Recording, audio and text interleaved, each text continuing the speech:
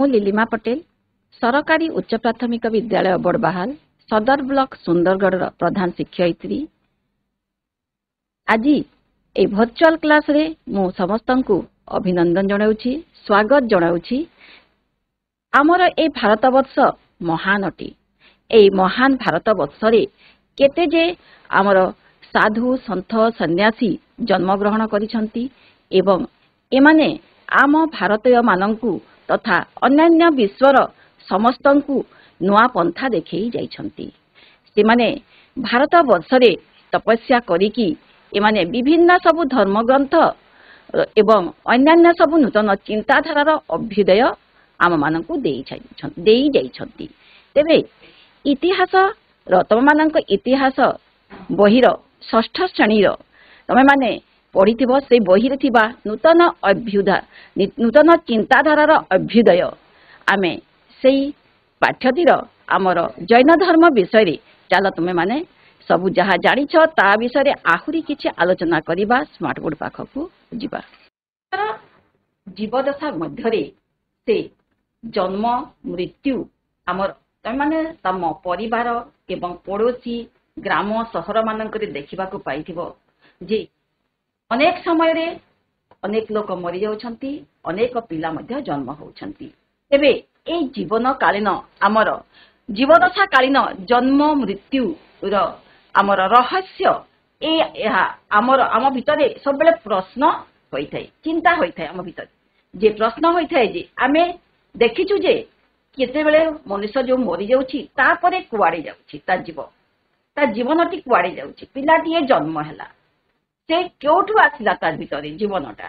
ଏଇଭଳିଆ ଭାବରେ ତମ ଭିତରେ ନିଶ୍ଚୟ ପ୍ରଶ୍ନ ଉଙ୍କି ମାରୁଥିବ ପିଲାମାନେ। ତେବେ ଏଇ ପ୍ରଶ୍ନ ଗୁଡ଼ିକର ଆମେ ଯଦି ଉତ୍ତର ଖୋଜିବା ତାହା ଉପନିଷଦ ଗ୍ରନ୍ଥରୁ ପାଇପାରିବା। ଆମ ଉପନିଷଦ ମାନଙ୍କରେ ସେ ସବୁ ଜୀବନର ମୃତ୍ୟୁ ଜନ୍ମ ତଥ୍ୟ ସମ୍ବନ୍ଧୀୟ ବିଭିନ୍ନ ସବୁ ମନୁଷ୍ୟର ଏଇ ଉପନିଷଦ ମାନଙ୍କରେ ସବୁ ଅଂଶ ଗୁଡ଼ିକ ସେ ବିଭିନ୍ନ ସବୁ ବିଭାଗ ରହିଛି। ସେଇ ଉପନିଷଦର ସେଗୁଡ଼ିକରେ ସବୁ ଆଲୋଚନା କରାଯାଇଛି। ତେବେ ଏଇ ଜୀବନର ଆମ ଯେତେବେଳେ ନିରାଶ ହୋଇପଡ଼େ, ଆମେ ଚିନ୍ତାରେ ପଡ଼ୁ ଯେ ଆମର ଜୀବନଟା ଈଶ୍ୱରଙ୍କ ଦତ୍ତ।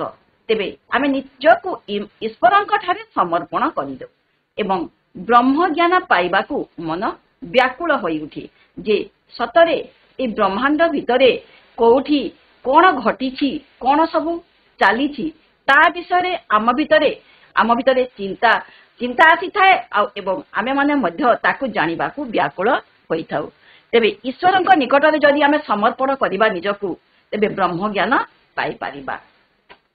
ଏହି ସମୟରେ ଉପନିଷଦର ଭୂମିକା ମଧ୍ୟ ଆମର ଗୁରୁତ୍ୱପୂର୍ଣ୍ଣ ଅଛି। ଏଥିରେ ବହୁ ଗୁଡ଼ିଏ ଜଟିଳ ତତ୍ତ୍ୱ ଗୁଡ଼ାକ ଦିଆଯାଇଛି। ସେଥିରେ ଆମର ଜୀବାତ୍ମା, ପରମାତ୍ମା, ତାପରେ ପୃଥିବୀ ସୃଷ୍ଟିର ତାପରେ ରହସ୍ୟ, ଏଇ ସବୁ ଅନେକ ଗୁଡ଼ିଏ ତଥ୍ୟ ସେଇ ଆମର ଉପନିଷଦ ଭିତରେ ଅଛି। ଅନେକ ଗୁଡ଼ିଏ ବିଷୟରେ ଆମେ ଯୋଉ ଜାଣିଛୁ ତା ଭିତରେ ଯୋଉ ତାଙ୍କର ପରମାତ୍ମା କିପରି ସୃଷ୍ଟି କଲେ ଏଇ ପୃଥିବୀକୁ, ତାପରେ ଧରାବକ୍ଷକୁ କେମିତି ସୃଷ୍ଟି କଲେ, କୋଉ ଭଳିଆ ଭାବରେ ଜୀବନର ଆମର ଉତ୍ପତ୍ତି ହେଲା, ଏଇ ସବୁ ଗୁଡ଼ିକର ଆମର ତଥ୍ୟ ଆମେ ପାଇବା ଆମର ଉପନିଷଦରେ।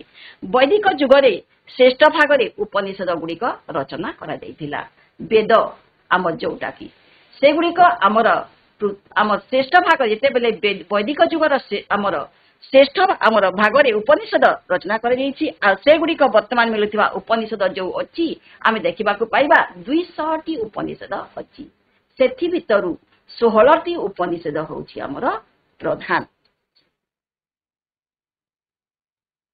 ତେବେ ଏଇ ଯୋଉ ଆମର ଜୀବନକାଳୀନ ଦଶା ଆମେ ଯୋଉ ଆମର ଉପନିଷଦରୁ ପାଇଲୁ, ଏଗୁଡ଼ିକ ସବୁ ଆମର ବିଭିନ୍ନ ସବୁ ଆମର ଯୋଉ ସନ୍ନ୍ୟାସୀ ଆମର ଯୋଉ ଧର୍ମ ପ୍ରଚାରକ ଅଛନ୍ତି ସେମାନେ ସବୁ ନୂଆ ନୂଆ ଚିନ୍ତାଧାରା ଗୁଡ଼ିକ ଆଣିଲେ ଆମକୁ ଜଣେଇଲେ। ସେମାନେ ପ୍ରାୟ ଆମର ଆଜିକୁ ଆମେ 2500 ବର୍ଷ ତଳେ ଆମେ ଦେଖିବା ଖ୍ରୀଷ୍ଟପୂର୍ବ 6ଠ ଶତାବ୍ଦୀର କଥା ଏଇଟା। ସେଇ ସମୟରେ ଆମ 2 ଜଣ ମହାପୁରୁଷ ଜନ୍ମଗ୍ରହଣ କରିଥିଲେ। ସେମାନେ ହେଲେ ମହାବୀର ଜୈନ ଏବଂ ଗୌତମ ବୁଦ୍ଧ। ଦେଖ ଇଏ ହେଉଛନ୍ତି ଆମର ଗୌତମ ବୁଦ୍ଧ ପିଲାମାନେ, ଆଉ ଇଏ ହେଉଛନ୍ତି ମହାବୀର ଜୈନଙ୍କର ଫଟୋ। ଏ 2 ଜଣ ଆମର ମହାପୁରୁଷ ଖ୍ରୀଷ୍ଟପୂର୍ବ 6ଠ ଶତାବ୍ଦୀରେ ଆମର ଏଇ ପୃଥିବୀରେ ଜନ୍ମଗ୍ରହଣ କରିଥିଲେ ଏବଂ ସେମାନେ ଆମକୁ ନୂଆ ଚିନ୍ତାଧାରା ଆମ ଭିତରକୁ ଆଣିଥିଲେ।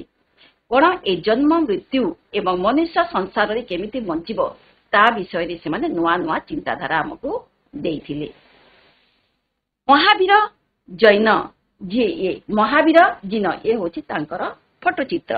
ମହାବୀର ଜିନ 540 ଖ୍ରୀଷ୍ଟ ପୂର୍ବରେ ବୈଶାଳୀ ନଗରୀର କୁନ୍ଦ ଗ୍ରାମ ବୋଲି ଗୋଟେ ଗାଁଟି ଥିଲା, ସେଇଠାରେ ସେ ଜନ୍ମଗ୍ରହଣ କରିଥିଲେ। ମହାବୀର ଜିନ ଯିଏକି ଆମର ଜୈନ ଧର୍ମର ପ୍ରଚାରକ ଅଟନ୍ତି, ସେ ଯାହାକି ଆଜି ବିହାର ରାଜ୍ୟରେ ଆମର ଅବସ୍ଥିତ। ମହାବୀର ଜୈନ ଧର୍ମ ସେ ଜୈନ ଧର୍ମର ପ୍ରଚାରକ ଅଟନ୍ତି। ସେ ଯେଉଁ ଧର୍ମ ପ୍ରଚାର କରିଥିଲେ ତାକୁ ଜୈନ ଧର୍ମ ବୋଲିକି କୁହାଯାଏ। ଜୈନ ଧର୍ମର ପରମ୍ପରା ଆମର ଅନୁଯାୟୀ ତାଙ୍କ ପୂର୍ବରୁ ଆମର ମହାବୀର ଜୈନଙ୍କ ପୂର୍ବରୁ ଇଏ ଦେଖ ଆମର ଏମାନେ ହେଉଛନ୍ତି ସବୁ ଜଣେ ଜଣେ ମହାବୀର ଜୈନଙ୍କ ପୂର୍ବରୁ ଇଏ ହେଉଛନ୍ତି ସବୁଠାରୁ ଶେଷ। ତାଙ୍କ ପୂର୍ବରୁ ଯେଉଁମାନେ ଥିଲେ ଧର୍ମ ପ୍ରଚାର କରିଥିଲେ ଏମାନେ ହେଉଛନ୍ତି ବାକି 23 ଜଣ। ଏମାନଙ୍କୁ ତୀର୍ଥଙ୍କର ବୋଲିକି କୁହାଯାଏ। ତୀର୍ଥଙ୍କର ମାନେ ହେଉଛି ଆମର ଧର୍ମ ପ୍ରଚାରକ ବା ଧର୍ମ ଗୁରୁ। ସେ ହେଉଛନ୍ତି 24ତମ ତୀର୍ଥଙ୍କର। କିଏ? ଆମର ମହାବୀର ଜିନ, ସେ ହେଉଛନ୍ତି 24ତମ ତୀର୍ଥଙ୍କର। ଏଇ 24 ଜଣ ତୀର୍ଥଙ୍କର ଜୈନ ଧର୍ମର ସେମାନେ ପ୍ରଚାର କରିଥିଲେ। ଧର୍ମର ବିଭିନ୍ନ ମୂଳ ତତ୍ତ୍ୱ ଏବଂ ଧର୍ମର ବିଭିନ୍ନ ନୀତି ନିୟମ ବିଷୟରେ ଲୋକମାନଙ୍କୁ ପରିଚିତ କରିଥିଲେ ବା ନୂଆ ନୂଆ ଚିନ୍ତାଧାରା ଦେଇଥିଲେ। ସେମାନଙ୍କ ମଧ୍ୟରେ ଆମ ଯୋଉ 24 ଜଣ ତୀର୍ଥଙ୍କର ଯୋଉ କହିଲେ ସବୁଠାରୁ ପ୍ରଥମ ତୀର୍ଥଙ୍କର ଥିଲେ, 1 ନମ୍ବର ଯିଏ ତୀର୍ଥଙ୍କର ଥିଲେ ତାଙ୍କର ନାମ ଥିଲା ଋଷଭନାଥ। ସେ ହେଉଛନ୍ତି ପ୍ରଥମ ତୀର୍ଥଙ୍କର। ସେ ମହାବୀର ହେଉଛନ୍ତି 24ତମ ତୀର୍ଥଙ୍କର। 24 ଜଣ ତୀର୍ଥଙ୍କର ଥିଲେ, ସେ ଭିତରୁ ପ୍ରଥମ ହେଉଛନ୍ତି ଋଷଭନାଥ ଏବଂ ସବୁଠାରୁ ଶେଷ ହେଉଛନ୍ତି ମହାବୀର ଜିନ। ମହାବୀର ତାଙ୍କର ପୂର୍ବବର୍ତ୍ତୀ ତୀର୍ଥଙ୍କର, ସେ ତ 24ତମ, ତାଙ୍କ ପୂର୍ବବର୍ତ୍ତୀ 23ତମ ଯୋଉଟା କହିବା ଆମେ 23ତମ ତୀର୍ଥଙ୍କର ହେଉଛନ୍ତି ପାର୍ଶ୍ୱନାଥ। ତାଙ୍କର ନାମ ଥିଲା ପାର୍ଶ୍ୱନାଥ। ସେ ମଧ୍ୟ ଗୋଟେ ଜଣେ ରାଜାଙ୍କର ପୁତ୍ର ଥିଲେ। ସେ ଅଶ୍ୱସେନ, କାଶୀଙ୍କ ରାଜା ଅଶ୍ୱସେନଙ୍କର ପୁତ୍ର ଥିଲେ। କିଏ? ପାର୍ଶ୍ୱନାଥ। ସେ ହେଉଛନ୍ତି 23ତମ ତୀର୍ଥଙ୍କର। ସେମାନଙ୍କ 24 ଜଣ ତୀର୍ଥଙ୍କର ଭିତରୁ ପ୍ରଥମ ହେଲେ କିଏ? ଋଷଭନାଥ। ତାପରେ 23 ନମ୍ବର ହେଉଛନ୍ତି ଆମର ପାର୍ଶ୍ୱନାଥ, 24ତମ ହେଉଛନ୍ତି ମହାବୀର ଜିନ। ମହାବୀର 250 ବର୍ଷ ପୂର୍ବେ ଖ୍ରୀଷ୍ଟପୂର୍ବ 250 ବର୍ଷ ପୂର୍ବେ ଆବିର୍ଭାବ ହୋଇଥିଲେ। ସେ ମହାବୀର ଜିନ ଯୋଉ 250 ବର୍ଷ ପୂର୍ବେ ତାଙ୍କ ପୂର୍ବରୁ କାହାର? ଏ ପାର୍ଶ୍ୱନାଥଙ୍କର ତାଙ୍କ ଜନ୍ମର 250 ବର୍ଷ ପୂର୍ବରୁ ପାର୍ଶ୍ୱନାଥଙ୍କ ସେ ହୋଇଥିଲେ, ତୀର୍ଥଙ୍କର ହୋଇଥିଲେ। ତାଙ୍କ ପରେ ଆମର ପାର୍ଶ୍ୱନାଥଙ୍କ ପରେ 250 ବର୍ଷ ପରେ ଆମର ମହାବୀର ଜିନ ଆବିର୍ଭାବ ହୋଇଥିଲେ। ସେ ମହାବୀର ଜିନ ପୃଥିବୀରେ ଜନ୍ମଗ୍ରହଣ କରିଥିଲେ। ଆଜିକାଲି ଯେମିତି ଗୋଟିଏ ପଦବୀରେ ଆସିବାକୁ ଆଉ ଜଣଙ୍କର ମୃତ୍ୟୁ ହେଲା ପରେ ଆମର ଆଉ ଜଣକ ପଦବୀରେ ନିଯୁକ୍ତି କରାଯାଏ, କିନ୍ତୁ ଏଭଳିଆ ଭାବରେ ସେମାନଙ୍କର ପଦବୀରେ ନିଯୁକ୍ତି ନଥିଲା। ପାର୍ଶ୍ୱନାଥଙ୍କ 250 ବର୍ଷ ପରେ ମହାବୀର ଜୈନ এই ପୃଥିବୀକୁ ବା ଧରାଧାମକୁ ଆବିର୍ଭାବ ହୋଇଥିଲେ। ସେ ଜୈନ ଧର୍ମର 4 ଗୋଟି ନୀତି ପ୍ରଚାର କରିଥିଲେ। କିଏ?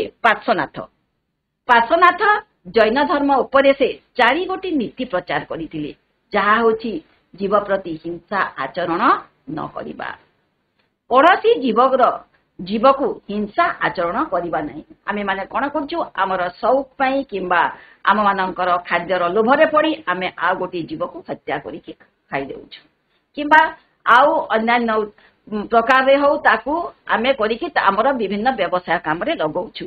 ତାପରେ କ'ଣ କହୁଛି? ହିଂସା ଆଚରଣ, କାହାରି ପ୍ରତି ହିଂସା ଆଚରଣ କରିବା ନାହିଁ, ମିଥ୍ୟା କହିବା ନାହିଁ, ଆମର ଚୋରି କରିବା ନାହିଁ କିମ୍ବା ସମ୍ପତ୍ତି ପ୍ରତି ଅନାଗ୍ରହ ହେବା। ସମ୍ପତ୍ତିକୁ ଆମେ ଏକତ୍ରିତ କରିବା ପାଇଁ ବିଭିନ୍ନ ଅଧର୍ମ କାର୍ଯ୍ୟରେ ମଧ୍ୟ ଲିପ୍ତ ରହୁଛୁ। ଚୋରି କରିବା ନାହିଁ। ଇଏ ଥିଲା ଆମର ପାର୍ଶ୍ୱନାଥଙ୍କର 4ଟି ତାଙ୍କ ଧର୍ମ ପ୍ରଚାରିତ ବାଣୀ। कौन से गुड़िक जीव प्रति हिंसा करवा नहीं, मिथ्या कहवा नहीं, चोरी करवा नहीं एवं संपत्ति प्रति अनाग्रह देखा तामाने संपत्ति संचय करवा नहीं, संपत्ति प्रति आग्रह हेबा नहीं किंबा संपत्ति को ठूल करने यहाँ आम लक्ष्य रखा नहीं। तेरे पार्श्वनाथंकर एटा थिला तांकर चारिटी धर्म नीति ताकू कहा जाए चतुर्जाम धर्म। पिला माने ताकू कहा जाए चतुर्जाम धर्म। एटा होची हमर ए चारिटा होची हमर चतुर्जाम धर्म। याकू कहा जाए चतुर्जाम धर्म। ए चतुर्जाम धर्म किए प्रचार करथिले पार्श्वनाथ पढ़िथिले।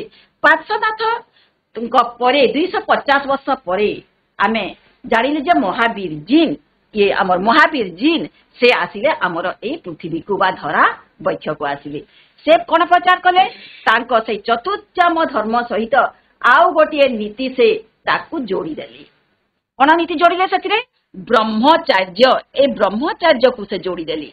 ए जो चारि नीति थिला जीव प्रति हिंसा आचरण न करिबा, मिथ्या न कहिबा, चोरी न करिबा, संपत्ति प्रति अनाग्रह हेबा, या सहित आसिकी जोड़ी हो गला किए ब्रह्मचर्य।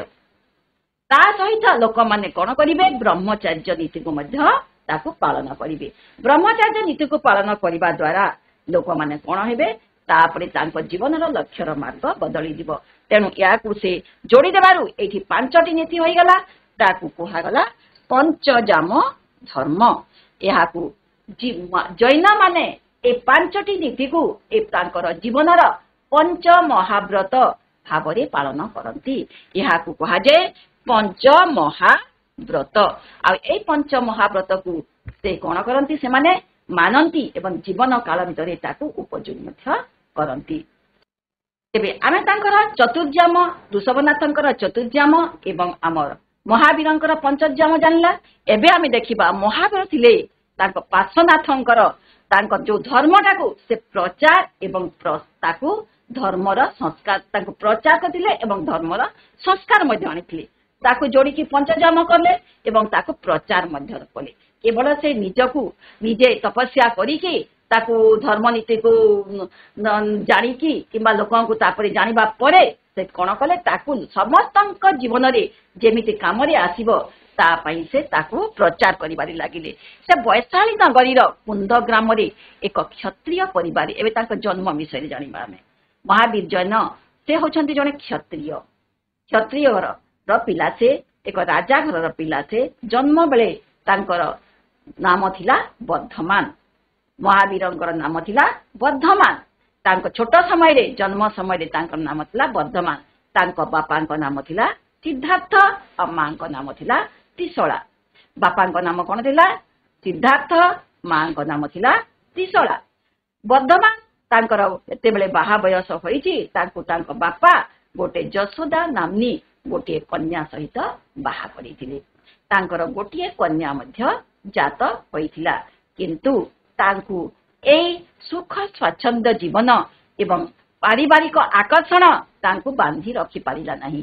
30 वर्ष बयस रे 30 वर्ष काल से सांसारिक जीवन भावरे कालातिपात करिबा परे बा समय कटेइबा परे से कोन कले तापरे से 30 वर्ष परे से कोन कले सबु छाड़ी देकी त्याग करिकी सत्यर संधान पाई ए हमर ये रे सत्यर संधान पाई से कोन कले सत्यर संधान पाई से गृह त्याग करदेली। तांकर राज प्रसाद को छाड़ी देकी से चली गले एवं 12 वर्ष काल धरिकी से जंगल भितरे कठोर तपस्या करने लगे।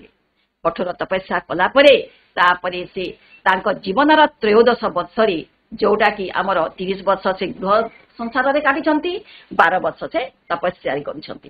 तापरे जते बेले तांको 42 वर्ष से समय रे तांकर दिव्य ज्ञान उदय होइतिला। से दिव्य ज्ञान पाई पारिथिले एवं से दिव्य ज्ञान बलरे से प्रकृत ज्ञानर अधिकारी होई पारिथिले। तेणु से समय रे तांको जीन कुहागला। आमे महावीर जीन कहूछु, जैन धर्म कहूछु। ए जीन जते बेले तांकर महावीर से जते बेले आमर सिद्धार्थ ए समय तांकर नाम तांकर पूर्व नाम थिला सिद्धार्थ से कोना परे जते बेले तांकर ज्ञान उदय होई जाईछि एवं से जने ज्ञानी भाबरे होई जाइछन्ति तांकु कुहा गला जीन कुहा गला आउ तांकर नाम अनुसारे से जीन अनुसारे तांकर धर्म को कुहा गला आमर जैन धर्म तांकर धर्म को कुहा गला जैन धर्म ए जीन शब्द रु ही ए जैन आमर जैन शब्दटीर उत्पत्ति होईछि देखो तांकर धर्मर नाम हैला जैन धर्म से इंद्रिय मानकु तांकर जो पांचटी इंद्रिय आमर केतोटी इंद्रिय अछि पांचटी इंद्रिय अछि दर्शन इंद्रिय श्रवण इंद्रिय घ्राण इंद्रिय स्पर्शेन्द्रिय एवं स्वादेन्द्रिय एई सब इंद्रिय मानकु से जय करि पारिथिले कठोर तपस्या बलरे साधना बलरे से तेणु तांकु कुहागला महावीर देख गोटे गोटे नार गोटे गोटे यथार्थता रही से महावीर तांकु महावीर तांकु दियागला कुहागला तापरे तांकर नाम होइगला से बालक जो जन्म होइथिला वर्धमान भाबरे से परिणत होइगला कोन महावीर जीन भाबरे से परिचित हला एई संसार रे ये होछंती हमर महावीर जीन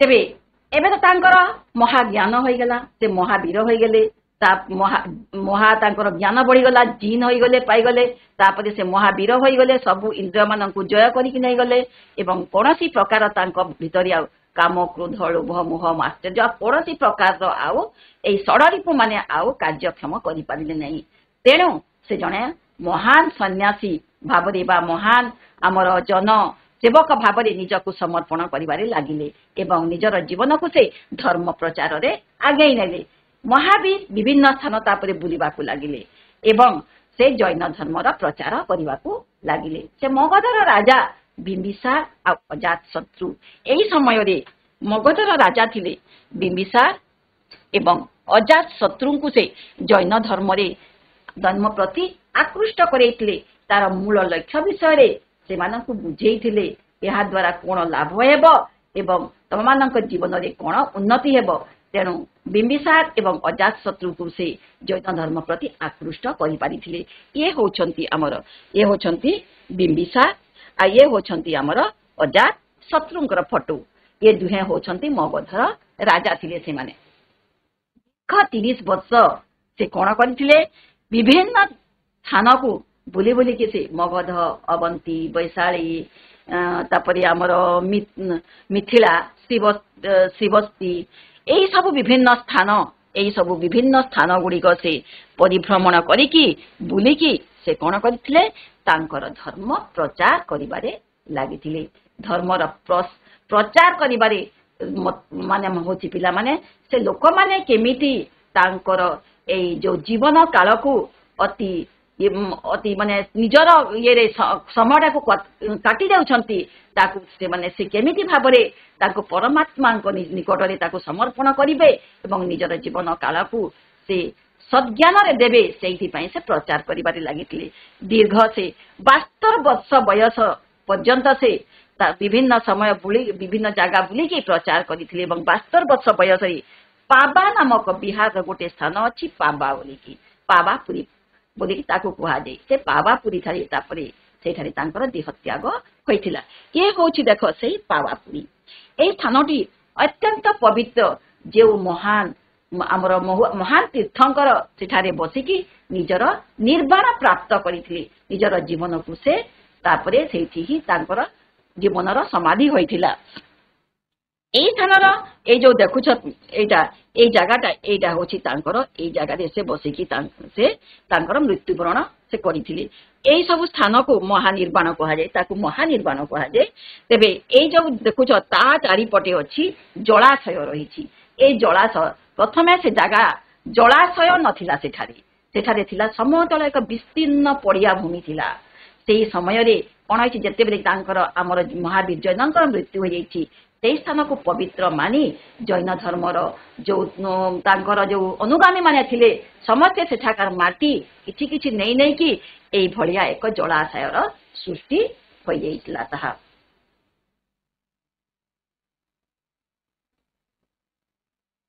तेबे एबे हमें तांकर देखिबा धर्मनीति विषय आमर महावीर जी तांकर जीवन से सरल थिला निराडंबर थिला से जीवन तापरे से कौन करुले ना जीवन यापन करबा उपरे माने सरल और निराडंबर भावरे जीवन यापन करबा उपरे से विश्वास करुथिले कोनोसी प्रकार सुख स्वाच्छंद को से पसंद करुनथिले से कहूथिले ईश्वरंकर आमर स्थिति जागयज्ञ धर्मविधि पशुबली आम जातिभेद या से विश्वास करुनथिले आमे माने कोन करछु आमे माने आमे जदि भगवान को पूजा करबा को जिबा ताहेले आमे थालिए प्रसाद नेबा तापरे भगवान आमे ए सब भगवान तैयारी करछु बोली कि नेबा ओते बेले केते बेले जाई कि आमे सेठी पशु बलि देबा भगवान को आमे खुशी करबा पई एई भलिया कोनोसी प्रकार रो से नीति नियम को पसंद करनथिले से कहूथिले जे जेतिकी सरल और निराडंबर भाबरे आमे भगवान को उपासना करबा सत्य शीघ्र आमे तांको पाइबा प्रत्येक जीवंकर प्रति श्रद्धा करबा होची प्रत्येक मनुष्यर लक्ष्य बा प्रत्येक मनुष्यर कर्तव्य दया प्रदर्शन करबा एवं यह होची मनुष्यर धर्म अहिंसा होची ए जैन धर्मर मूल नीति अहिंसा मने रख ए अहिंसा होची जैन धर्मर मूल मंत्र बा मूल नीति से माने अहिंसा को प्रथमे ए माने देखुथिले किंबा केमिति कोनोसी प्रकार हिंसा तांको हातरे न हुई जैन धर्मावलंबी माने तेणु करी कौन करुले ना से माने अति कठोर भावरे जेमिति माने निजको परिचालना करुले जे तांको द्वारा कोनोसी प्रकार एमिति कि बड़ जीवजंतु नाही छोट कीट पतंग थारु मध्य कोनोसी उपरे तांकर माने तांको द्वारा मृत्यु तार न हो तेणु से माने एपरि कि राति रे कोन करथले दीप जळौ नथिले एई धर्मावलंबी माने सेई समय रे दीप जळेबा द्वारा कोन हबो दीप जळेबा द्वारा राति रे अनेक कीट पतंग आकृष्ट हेबे आ से दीप पाखकु आसीबे एवं सेठी तांकर मृत्युवरण करिवे से दीप पाखरे रही कि से माने तेणु से माने कोन करुथले दीप जळेबा को से माने पसंद करनथिले संध्या हेबा पूर्वरु तांको काम से माने सबु शेष करि नेउथिले तापरे आउरी कोन करथले देख मुह और नाक को कनारे घोडेई रखिबा और धीर गति रे चलिबा पूरा पूरी धीर भाव रे चलिबे आमे चलिला बेले आमे देखुनु तले कोन जीव अछि आमे ताको केते बेले बेले बेले आमे ताको मारि दउछु विभिन्न पोक चोक गुडा को आम द्वारा मृत्युवरण होई जाउछे से मानकर मृत्यु होई जाउछे तेणु से माने धीरे बहुत धीर गति रे चलिबे जेमिति ता ऊपर पाद पड़िला मध्य से जेमिति मृत्युवरण करिवो नाही एवं मुह और नाक को से माने कोन करथले कनारे घोडेई रखुथले एई देखो तांकर चित्र जैन धर्मर लोक माने केमिति तांकर मुह को एवं नाक को मध्य से माने नाकर मध्य क्षिप्र बेगरे कोनोसी प्रकार जीवर क्षति न हो एवं मुह को घोडेबा द्वारा कोन हबो ए मुह घोडेबा द्वारा से माने आ कोनोसी जीव आसी कि तांको भितरे पसी कि बेले बेले हम कथा होतिबा कि कोड पसबा कोन आसी कोनोसी जीव मशा आसी कि कोन गुटे आसी कि हम पाटी भितरे भर्ती होई जाय एवं से मरि जाय ए भलिया भाबरे से माने कोन करूथिले अति कठोर भावरे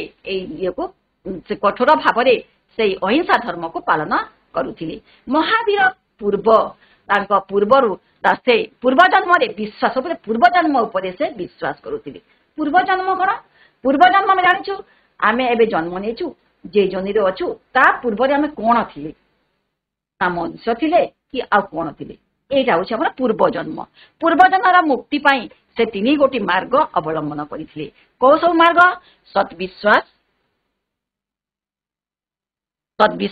सद्ज्ञान सत्कार्य एई उपदेश को से देउथिले जे सद्विश्वास सद्ज्ञान सत्कार्य यहा को जैन त्रिरत्न बोली कि कहा जे तीनी रत्न जेमिति आमे सुना टंका पैसा एगुडी को रत्न हीरा नीला मोती को आमर आमे रत्न बोली कि भाबिथौ जैन माने भाबंती सद्ज्ञान सद्विश्वास एवं सत्कर्म सत्का ज्ञान हमें ठीक भाव रे ज्ञान पाइबा ठीक भाव रे आमे कोन करिबा कर्म करिबा एवं ठीक भाव रे आमे सब कथा को विश्वास करिबा सत विश्वास सत ज्ञान सत कर्म जदि आमे एई तीनोटी उपरे विशेष भाव रे आम जीवन को ध्यान देबा ताहेले आम जीवनर लक्ष्य ठीक भाव रे परिचालित हेबो महावीर को कर्मवाद उपरे अधिक गुरुत्व देउतले काम को से गुरुत्व देउतले प्रत्येक सुकर्म और कुकर्म एई भलिया दुईटी कर्म उपरे से कोन करुतले लोक माने निर्भर करंती बोली कि कहउथिले जदि सुकर्म जणे करिवो ताहेले से कोन हेबो पुनर्जन्म हेबो नाही आ जदि जने कुकर्म करिब ताहेले से निश्चय पुनर्जन्म लाभ करिब एवं एई संसार जाल रे से विभिन्न कष्ट पाइब। आत्मसंयम निजकु संयम रखिब से सबु क्षेत्र रे तापरे शुद्धपुत आचरण सबु क्षेत्र रे ठीक भाबरे उत्तम आचरण करिब। नीति नियम जीवन यापन आम जीवन को आमे नीति नियम अनुसार करिबा नाइ आमे एमिति काम करिबा जेमिति से माने कहले संध्या सुद्धा मु सब काम आमे सारिबु कोनोसी जीव को हत्या करिबा नाही। एई सब नीतिमय जीवन ए गुडिक शुद्धपुत आचरण नीतिमय जीवन द्वारा आमर आत्मा मुक्ति आमर आत्मा कोन हबो शुद्धि हेबो एवं आमे मध्य आमे कोन करिबा निर्वाण प्राप्ति होई पारिबा एवं कर्ममय बंधन रु मुक्ति होई कि ए कर्ममय बंधन रु मुक्ति होई कि आमे निर्वाण लाभ करिबा तमना पुनर्जन्म लाभ करिबा नाही। ए होछि हमर निर्वाण जहा को कहा जाय हमर निर्वाण बोली के पूरा हमर ए आत्मार मुक्ति हेबो आत्मा जाय कि परमात्मा सहित मिसी जीवो। जैन धर्मावलंबी मानकर प्रधान लक्ष्य हला से माने निर्वाण कि भलिया भाबरे से माने निर्वाण लाभ करिवे एवं यह केवल उपवास ध्यान आ कठोर संयम द्वारा ही यह होई पारिबो बोली हमर ए जैन धर्मावलंबी माने विश्वास करूथिले। धर्म प्रचार एबे देखिबा से केबिते धर्म प्रचार करिथिले। महावीर जैन धर्म कालक्रमे कोन हेतला लोकमानंक प्रिय होइथिला। भारतर विभिन्न अंचल को ताहा प्रसार मध्य होइथिला।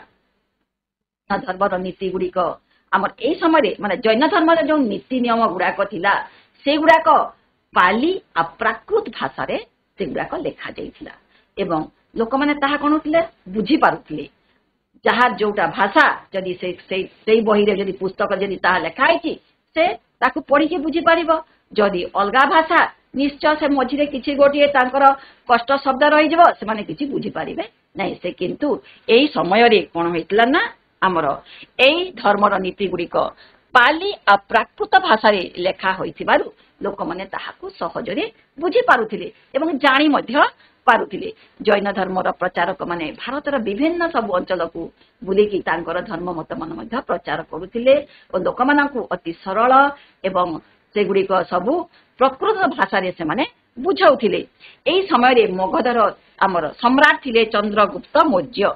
मगधर सम्राट से थिले चंद्रगुप्त मौर्य एवं कलिंगर राजा थिले खारवेल से माने मध्य जैन धर्म ग्रहण करिथिले बा पृष्ठपोषकता देखैथिले। से वर्तमान आमर गुजरात रो राजस्थान रे आमर बहुत गुडे जैन धर्मावलंबी लोक अधिक लोक माने देखा जानती जो माने बेसी भाबरे आमर एबे भी अछंती से माने गुजरात रे एवं राजस्थान रे आमर अछंती। जैन धर्मर कीर्ति गुडे आमर देखिबा आमर भारतर विभिन्न स्थान रे जैन कीर्ति मान निर्मित होईछि। जोटा होछि देख एटा होछि आमर सेटा कोन आमर जो जैन कीर्ति गुडाक अछि एबे मध्य से गुडिक भारत जो प्रचारित होइतला से गुडिक एबे मध्य देखिबाकू मिलुछि। से गुडिक भितर होछि आमर कर्नाटक रे अछि कर्नाटक र श्रावण बेलगुलार सेठारे गोटे जैन कीर्ति अछि। महाराष्ट्र रे अछि एलोरा पहाड़ रे थिबा एलोरा गुम्फा जोटा एटा देख एलोरा जैन गुम्फा आमर महाराष्ट्र रो। आउ एटा होछि आमर भुवनेश्वर रो उदयगिरी खंडगिरी उदयगिरी रे अछि हाथी गुम्फा रानी गुम्फा एवं राजस्थान रे अछि माउंट आबू पर्वत रे जहा अछि जैन मंदिर। ओडिसा रा भुवनेश्वर हम जोटा कहली खंडगिरी आ उदयगिरी थारे हमर अछि हमर हाथी गुम्फा आउ रानी गुम्फा अछि से थारे एबे मध्य जैन कीर्ति हम देखिबा को पाइबा। तमे माने जदि केबे जीवो ताहेले ताकू देखिबो एवं से गुडी करे तमे जैन धर्मर सब विभिन्न सब प्रचार होइतवा नीति नियम गुडी को मध्य देखिबा को पाइबो। एई समय रे हमर महावीतांक परे महावीर जैनक परे हमर कोन होइछि जैन धर्मटी दुई भाग रे विभक्त होई जाइछि। जैन धर्मावलंबी माने दुई भाग रे विभक्त होई गेले से हला गोटी हला श्वेतांबर आउ गोटी हला दिगंबर। श्वेतांबर एवं दिगंबर श्वेत श्वेत अर्थ पिला माने जानिछ ए गोटी दुईटी अक्षर को देख श्वेत श्वेत कहले धला श्वेत कहले धला रंग को श्वेत कहा जाय। जो माने श्वेत रंगर पोशाक पिंधिले से माने हेले श्वेतांबर एवं जो माने वस्त्र बिना वस्त्र रे अनावृत होई कि निज शरीर को रखिले से माने हेले दिगंबर। श्वेतांबर माने धला वस्त्र पिंधिले एवं दिगंबर माने बिना वस्त्र रे से माने रहिले तेणु से माने दुई भाग विभक्त होते गोटे हेले श्वेतांबर गोष्ठी आ गोटे हेले दिगंबर गोष्ठी जैन सन्यासी माने जो माने धड़ा वस्त्र परिधान करते से कहला श्वेतांबर एवं जो माने बिना वस्त्र कौन वस्त्र परिधान करनथिले ताकू कहला दिगंबर तेरे पिला माने एबे तो आमे पढ़िले विभिन्न सब तमर तमे माने सब जानिल विभिन्न सब आम जैन धर्मर महावीर कथा जानिल आम तीर्थंकर कथा जानिल तेबे एबे जहाँ सब पढ़िल किछि टिके पुनरावृत्ति करबा बा आलोचना करबा केते हमर मने रहिला से गुडी विषय एबे हमर देखो उपयुक्त प्रश्न हमर दिया जाइछि शून्य स्थान अछि हमर उत्तर बाछि कि हमें एक खाली घरटा को पूरण करबा ए तीनटा भितरे गोटे उत्तर हमर अछि ताकू हमें खाली घरे रखिबा देश श्रेणीर जैन सन्यासी माने श्वेत वस्त्र परिधान कर उत्तर हमर अछि दिगंबर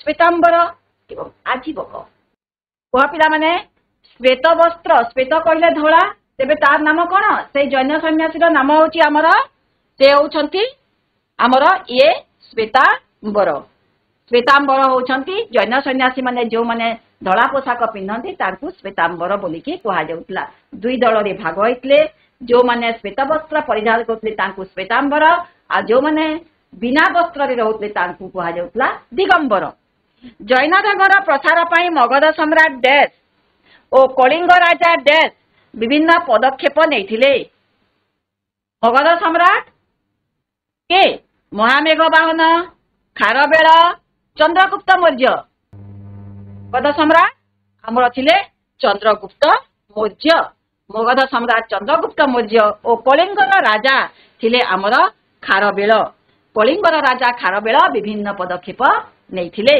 नेक्स्ट प्रश्न देखो महावीरंकर जन्म बेले तांको नाम थिला देश सिद्धिमान बद्धमान पार्श्वनाथ तांकर नाम थिला आमर तांकर नाम थिला बद्धमान नेक्स्ट आमर प्रत्येक प्रश्नर उत्तर गोटे वाक्य रे कह आमे गोटे वाक्य रे कहिबा उपनिषद रे केउ जटिल तत्व आलोचना करा जायछि उपनिषद रे आमर को जटिल तत्व को कथा आलोचना करा जायछि आमर ब्रह्म ज्ञान उपरे आलोचना करा जायछि उपनिषद रे ब्रह्म ज्ञान उपरे जन्म मृत्युर रहस्य ब्रह्म ज्ञान न कहि जन्म मृत्युर कहले मध्य चलिबो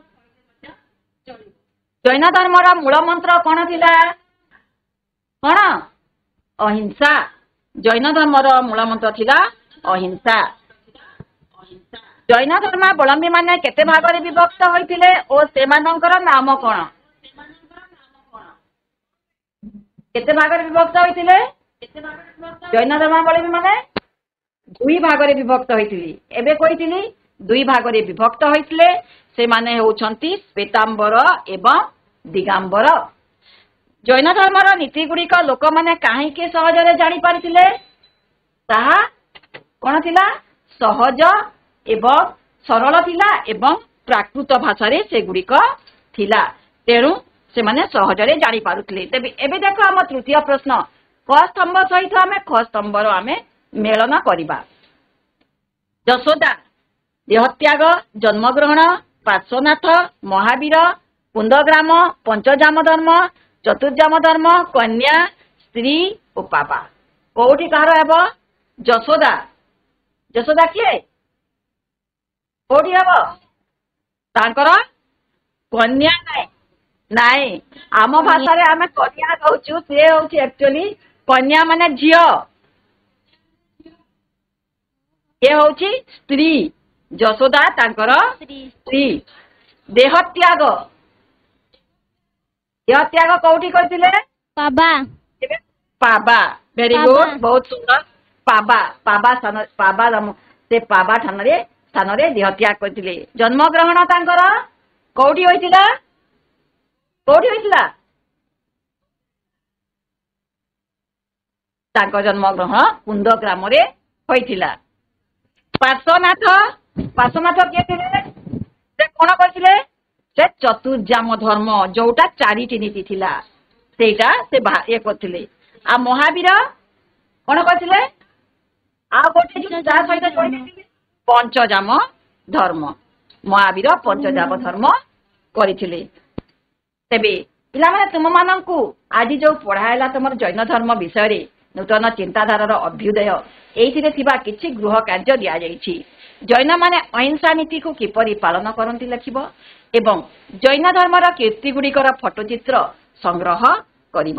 ଆଜିକାର ଇତିହାସ କାଳାଂଶରେ ତମେମାନେ ମନ ଦେଇ ଶୁଣିଥିବାରୁ ଏବଂ ଠିକ ଭାବରେ ସବୁ ଗୁଡ଼ିକ କରିଥିବାରୁ ବା ବୁଝିଥିବାରୁ ମୁଁ ତୁମକୁ ସମସ୍ତଙ୍କୁ ଧନ୍ୟବାଦ ଦେଉଛି।